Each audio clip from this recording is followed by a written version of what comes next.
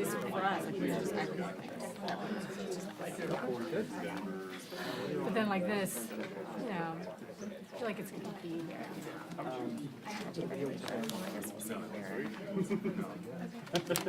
was arranging other. No, it's not. So we're streaming on. We always stream all our stuff. Like any comments? No. If you want to pull this.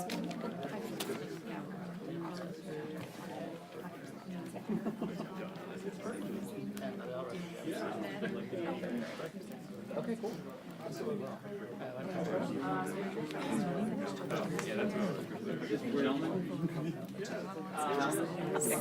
I'm surprised.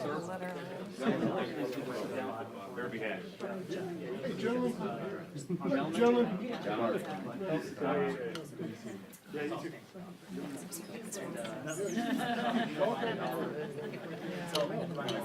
I was still have to ask for direction. I mean, I just don't really remember. We just sit over there, super convenient, but. As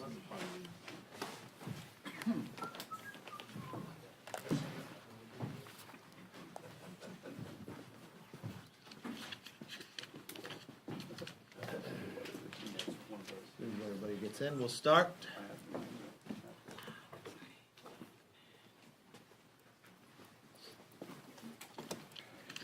I want to thank you all for coming, and I especially want to thank the ranking members behind me that are here today to discuss the letter that we are sending to Speaker Pelosi requesting that HRES 109, the Green New Deal, actually has hearings in their committees. This is the start of a conversation that I believe is long overdue, one that Congress and its committees should have immediately. Congressional committees are where ideas like the Green New Deal should be debated. Only through the scrutiny of the legislative process can the American people get a true sense of how these proposals and sound bites translate into actual policy. We know so far that the Green New Deal proposes would control nearly every element of our lives, from our travel to home ownership to what agriculture we could actually even grow. And this is just the start. Its national mobilization includes government takeover of healthcare, free college, and an international exchange of technology that would stifle innovation and put America at a global disadvantage. Here's what the authors and co-sponsors of the Green New Deal aren't telling the American people. First, it is a bad deal for the working families and the low income. Many of the constituents that are in my district, each provision I just mentioned would disproportionately hurt the very people the author claims and proposes to support. In my home state of California, for example, civil rights leaders are suing the state for climate policies that they argue drive up the cost of housing and cause a disproportionate amount of harm to the state's poorest residents. The Green New Deal also threatens to throw away groundbreaking innovation that has already set the decline in American greenhouse gas emissions, like fracking and natural gas revolutions. Solar and wind power and electric cars are just a few of the technologies that's caused American energy-related carbon emissions to hit a 25-year low in 2017, all while energy production and employment has soared. We have a responsibility to fully understand all the impacts of the Green New Deal and the impact that it will have, not on our nation, but will America be able to lead for the next century? You know, Woodrow Wilson, who many claim to be one of a great political scientist, he is quoted as saying, "As Congress in its committee rooms is Congress at work." We believe that to be true. We need to get to work debating the Green New Deal. We do not want to repeat the mistakes that the Democrats made on H.R. 1, their very most important bill, referred to a number of committees, but only one committee marked it up, even though the chair of that committee, Zoe Lofgren, promised that all the other committees would mark it up. 40% of that bill was never marked up when it came to the floor. This Green New Deal affects too much of every aspect of our life, not just whether your job will be there, but the cost what it will be to every home, to the ability to travel, or even to the agriculture we grow. That's why we want to have an open process, much as Speaker Pelosi claimed to have on her opening day when she became Speaker. So now I'd like to turn the podium over to our ranking member on Energy and Commerce, Greg Walden. Thank you, Mr. Leader, and good morning, everyone. Thanks for being here. We're here for an important reason, and that is to hold Democrats accountable, to allow Congress to do its job. We're here today to call upon Speaker Pelosi to hold hearings on the Green New Deal, a plan that has become a central plank in her party's platform. It's billed as a solution for climate change. The Green New Deal threatens the entire United States economy, and it stretches into every corner of American life. From one-size-fits-all government-run health care to federal job and wage guarantees to federally mandated building upgrades to 100% zero-emission energy in just 10 years. And not only do we believe this is unrealistic, we fear it could permanently put the American dream out of the reach of millions of Americans. We're not alone. The AFL-CIO thinks the same thing. That's why these 11 Republican leaders from the committees who have jurisdiction over the Green New Deal have called on Speaker Pelosi and her committee chairs to do the right thing, and that is hold hearings on this sweeping plan. The truth is, House Democrats, the leaders, know exactly who has won the debate inside their party. That debate inside their party, I think, is pretty much over. The socialist left, led by Alexandria Ocasio-Cortez and Bernie Sanders, they've won. And now Speaker Pelosi and her lieutenants are hoping to paper over this growing gap. I say, let's let the American people have a say and a view on these policies. How Democrats should stand behind their proposals and give the American people the chance to learn what they're really about. Democrats and their allies dispute the various estimates that show the Green New Deal costs $93 trillion. Then I say one thing, prove it. Let's see your numbers. Let's hold hearings. Let's pull the curtain back and see where the Socialist Democrats stand and how American people might feel about the 22% increase in their energy costs. Frankly, House Democrats, I think, are afraid to have this debate in public and in the committees, because they know the sensible resolutions and proposals that Republicans have put forward are better. We're all about innovation, conservation, adaptation, and preparation. We've been about it in the Energy and Commerce Committee, certainly in the last Congress, and passed multiple bills that actually help lead to reductions in carbon emissions and more affordable energy, not only for us, but cleaner energy for the world. We want clean air, clean water, environmental protection, but those things do not have to be achieved at the expense of American workers, prosperity, and our own national security. Vibrant energy sector competition and innovation have already produced significant carbon emission declines in the United States, whereas emissions around the world, frankly, continue to rise, particularly in China and India. So, Speaker Pelosi, please direct your committee chairs to hold hearings on this legislation. Republicans are ready and willing to continue to have serious solutions-oriented discussions about how to protect our environment and how to advance America's prosperity. So we hope you'll hold hearings and do so soon. With that, I would welcome the chairman, the former chairman of the Resources Committee, the future chairman in exile of the Resources Committee, Mr. Fisher. Thank you. I appreciate the opportunity of being here. For many people who live in the West, but also in rural and urban areas, the ideas behind the Green New Deal are tantamount to genocide. That may be an overstatement, but not by a whole lot. The genesis of this concept is really coming from Easterners who live in an urban setting and have no view of what it's like in the rest of America. When they judge distance not in miles but in subway stops, you realize there is something that needs to be discussed with this particular process. Now, in our resource committee, Mr. Graves from Louisiana over there introduced a proposal to our rules that would require any discussion that we would have in that committee to also analyze the impact of finances and economic impacts on that particular proposal. One of the, it was a humble request, but one of the Democrat freshmen that's on our committee said the following. I want to quote him exactly here.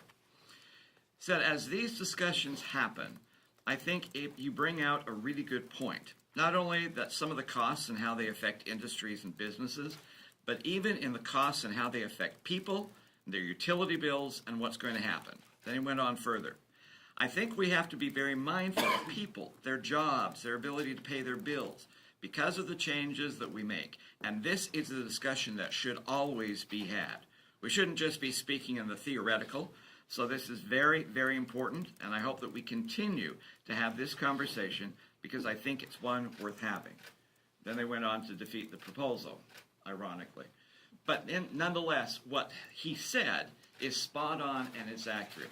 So we're calling on the majority party, the current, hopefully short-lived majority party, to have serious discussions in all of the committees of jurisdiction in their areas of jurisdiction. I realize in my committee, The last climate change hearing, the discussion points were opioid addiction and concussions in the NFL. I'm sure you can find some nexus somewhere to that. That's not what we're talking about. Not just hearings to check the box. If you're going to take this seriously, then we want to have serious discussions, and every ranking member down here has a committee that has a jurisdictional nexus and should be part of that. So we definitely call, if you're going to go forward with this theoretical idea, let's come up and actually discuss what the details are. And with that, I'd like to introduce another one of my Western colleagues who has the area of what happens to rural America, Mr. Conway. Thanks, Rob. It seems that our Democrat majority is most interested in doing the bidding of the extreme environmentalist groups with blatant disregard for the impact it will have on our farmers, ranchers, and rural Americans. Either the proponents of the new Green Deal don't grasp the consequences of these policies that they will have on agriculture in rural America, or the cynic would say they simply don't care. Just 3 months ago, the 2018 Farm Bill was signed into law, a 5-year comprehensive reauthorization act covering farm, conservation, and nutrition policy in our country. It was completed after 2 years of work by the committee. The process included listening sessions across the United States, more than 100 hearings, and bipartisan discussion and collaboration between members on the committee. The Farm Bill protects farm and forest lands and assists producers in voluntary practices that sequester carbon, reduce pollution and greenhouse gas emissions, preserve farmland, and improve the energy efficiency of farming practices while providing America with abundant and affordable food and fiber. In contrast, this new Green Deal aims to uproot the basic underpinnings of our farming and manufacturing, energy, and transportation systems and require changes of marginal and unknown benefit that come at great expense to the average taxpaying American citizen and business. This or any other similarly extreme proposal must have thorough public scrutiny before Congress takes any additional action. There's a lot that we don't know about the Green Deal, but however, there's a lot that we do know. We know that in rural America, rural Americans travel further distances, have higher energy costs, and have lower medium incomes than urban Americans, making them least able to shoulder the new burdens of this new Green Deal. The same applies to rural jobs like manufacturing and small rural businesses that have a harder time adapting to any new green technology. We also know that U.S. agriculture uses a tiny percentage of energy consumed in the United States, but that the changes proposed in the new Green Deal would have significant implications for the ability of U.S. agricultural system to continue to meet demands of fresh, safe, and affordable food, both here in the United States and around the world. And while they're already walking back such silly plans as to regulate or eliminate noxious odors coming from cows, the proposal is completely out of touch and ignores the technological advances made by the agricultural section over the last 30 years, including doubling agricultural production, reducing energy use by 30%, while not increasing greenhouse gas emissions. And most of all, we know that U.S. farmers and ranchers are best stewards of our rural land and that they accomplish these gains voluntarily and through ingenuity. I'm very supportive of working to improve our environment. I'm also very supportive of working to improve rural infrastructure. And I'm supportive of doing everything we can for all of U.S. farms, 98% of which are family-owned. But I cannot support attempts to foist additional regulations on the backs of our farmers and ranchers, certainly without additional scrutiny and hearings by the committees of jurisdiction. Madam Speaker, please instruct your committee chairs to have the hearings necessary to ferret out this new Green Deal. And I now ask to Sam Graves, ranking member of the Transportation Infrastructure Committee. Thanks, everyone. I appreciate this opportunity. From a transportation standpoint, if you look at the Green New Deal, it's fantasy land. It's fantasy land proposal. This idea that we're going to eliminate aviation in the United States it's ridiculous if you think about it. If you're saying that aviation is not necessary in the United States, and you're also saying that the 11 million jobs that aviation creates are also unnecessary.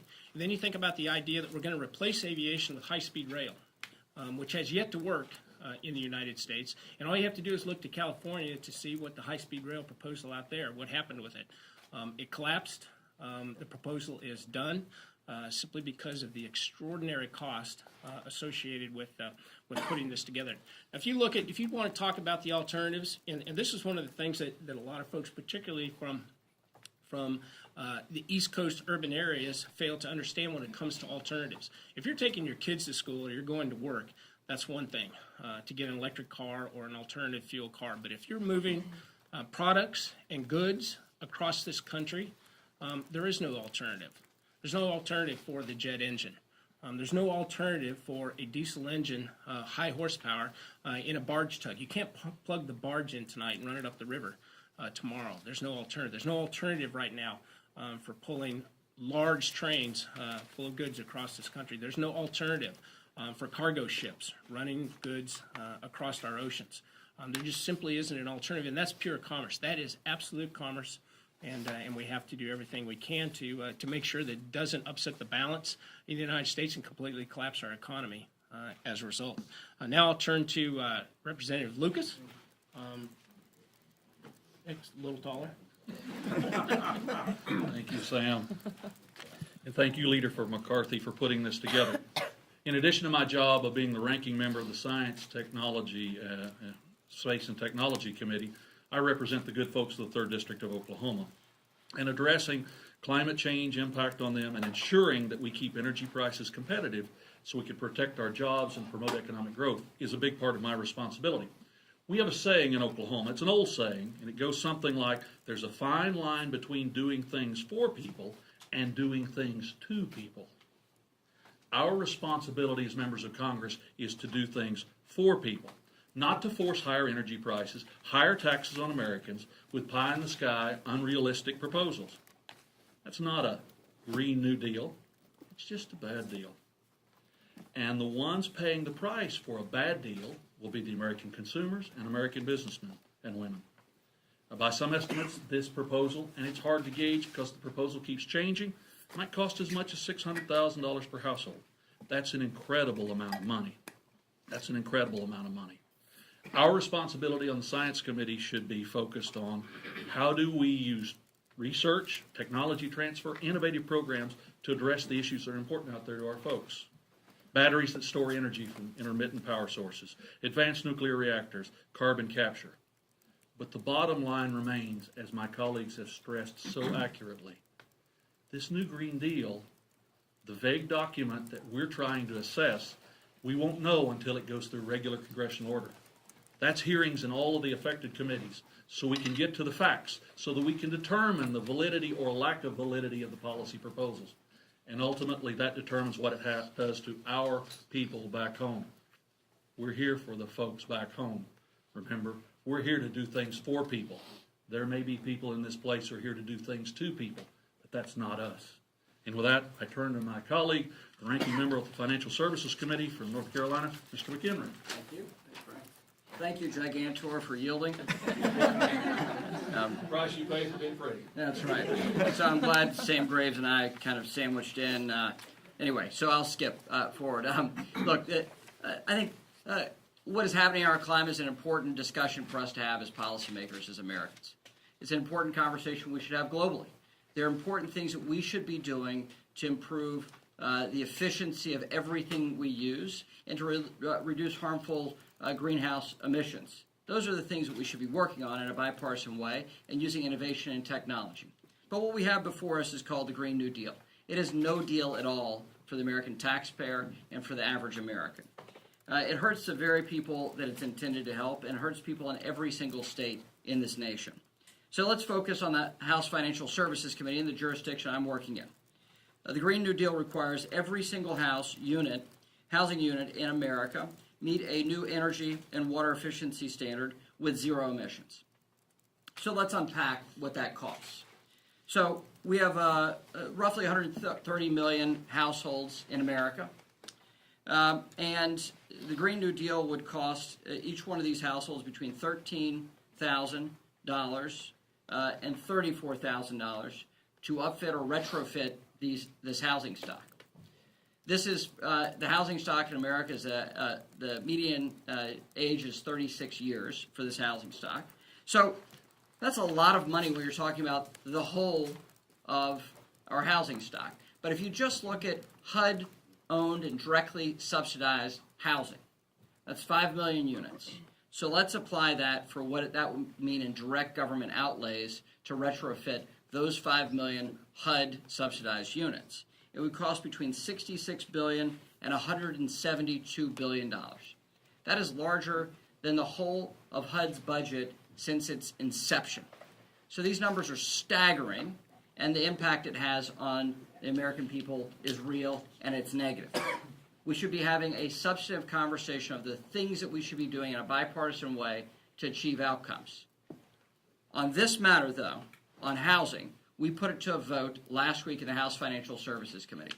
Sean Duffy from Wisconsin offered the amendment that is the direct verbatim piece of housing applied to House Financial Services Committee, and it was unanimously voted down.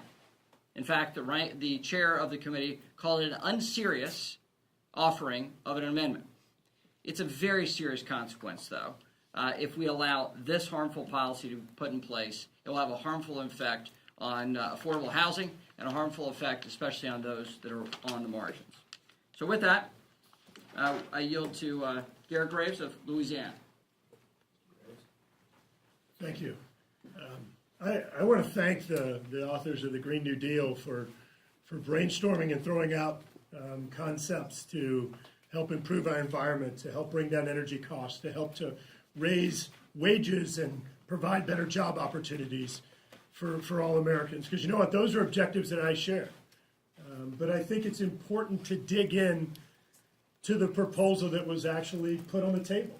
When you actually look at it and you dig into it, it resembles more of a political memo that was accidentally converted into legislation, or some type of utopian grammar school exercise that was accidentally turned into legislation. When you look at the objectives, look at what has actually been accomplished by Republicans and by a Republican majority. You want to talk about raising wages, look at what we did in regard to helping to level the playing field for American workers, for American businesses across the globe, and look at how we reduced unemployment to record levels. Look at how we raised wages to record levels. Look at how we provided nearly unprecedented job opportunities, employment opportunities for all Americans. Those are the strategies. Revising our tax code, helping to modernize our regulations. Those are the strategies that provide opportunities for Americans. As has been noted, this package is estimated to cost perhaps $93 billion. Trillion. 93 trillion. We add to that the $30+ trillion Medicare for all, the $22 trillion debt this nation has today. $450,000 per man, woman, and child in this nation. We need to unpack this. We need to have hearings. We need to have discussions. I've heard Democrats over and over again accuse Republicans of denying science, as Chairman Bishop noted. There's another type of science that's being denied here, and it's called economic science. Economic science is being denied. My home state of Louisiana, we have the lowest energy rates in the nation. Look at the states that are advocating or proposing this Green New Deal concept. Those are the states that have the highest electricity bills in the country. Is that the model that we want to replicate? Moving in a direction of Obamacare, where we were told that government intervention in healthcare was going to reduce costs, and we've seen the complete opposite. Is that the model that we want to replicate? The Green New Deal has a credibility gap. There are clear strategies that have been accomplished by Republicans that clearly achieve the objectives that are identified in the Green New Deal, but it is a very different path to that success than we've seen in this deal as proposed. Thank you. Take one quick question, because I only got 40 to go. So I read that you were on an airplane back and reading some article about AOC. Just wondering, she's clearly the champion of the Green New Deal.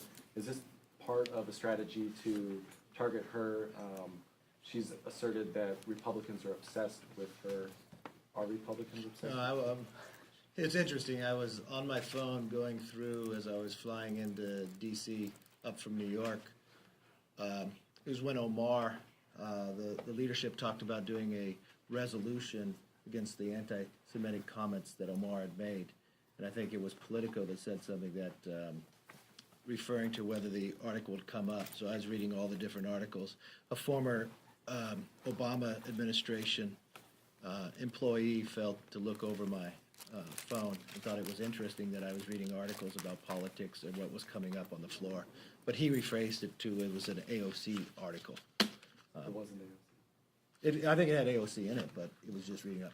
Last question, I gotta go. Yep. Could you identify the most significant piece of climate legislation that House Republicans are working on right now? You know, there's a number of them introduced. Gladly to walk you through a whole proposal of them. If you talk to Garrett Graves as the ranking member of Sure. But Climate, but he's which got a one- great which one do you proposal. think is most I will significant? come back. Thank you very much. Appreciate it. Thanks.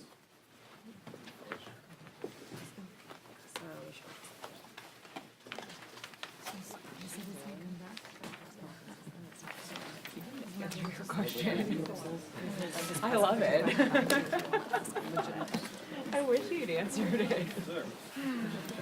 No, but are you obsessed? Yeah, the way things are going.